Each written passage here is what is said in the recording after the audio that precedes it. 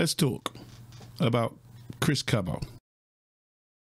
So Chris was involved in a late-night vehicle chase with the police after the car he was driving set off automatic number plate recognition, having been involved in a firearms incident in the previous days. Police rammed the car to bring it to a stop, and Chris was shot by a specialist firearms officer and later died in hospital. There were some reports that the car Chris was in may have moved towards police officers who were asking him to exit the vehicle. Here's my thoughts.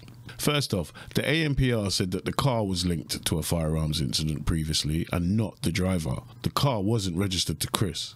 So the simple conclusion we can draw is maybe the aforementioned firearms incident involved the car, but not this particular driver. The police at the time wouldn't have known the car wasn't registered to Chris. It's unlikely they had identified him at that stage, but they would have known that there's a possibility that the person driving then might not have been the same person involved in the incident. Therefore, you would expect them to proceed with caution. They are deploying deadly weapons after all. For all the police knew, this could have been someone who borrowed the car and they're running from them because they don't have a license and insurance. Offences not punishable by death as far as I know. From the little information we have, it would seem Chris was still in the car when he was killed. So one of two scenarios seem likely.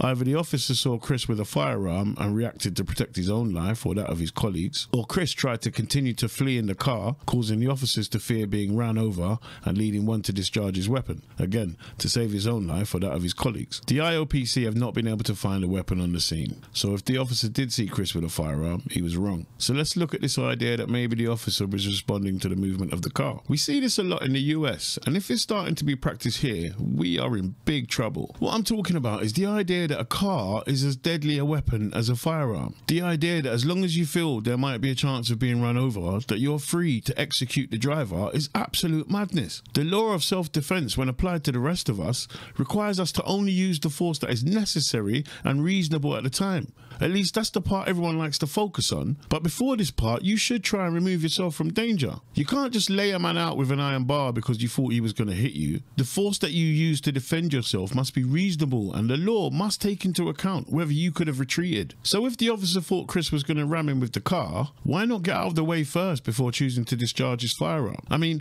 a man on foot is far more maneuverable than a car. It's not hard to get out of the way of a car moving from a standing start. It should at least be your first thought. You know, get out of the way, not raise my weapon, flick off the safety, aim, squeeze the trigger. It's telling that only one shot was fired as far as we know, because this means none of the other specialist firearms officers on the scene felt there was a threat to life that they could resolve with their weapons. But why is all this important? Chris was a grime rapper and was apparently involved in street business. So, live by the sword, die by it, right? Well, no. Regardless of his background and previous behaviour, we rely on the police to keep their heads and bring suspected criminals before the courts. Why? Because then the courts can take a considered approach as to all of the circumstances surrounding the alleged crime. Courts can take into account things the police would never know, like whether someone has turned their life around and is trying to get away from crime, or whether someone has been forced into doing things they didn't want to do. That's why we can't allow the police to be judge, jury and executioner, because when we do, then nobody is safe from state-sponsored execution. Follow for more.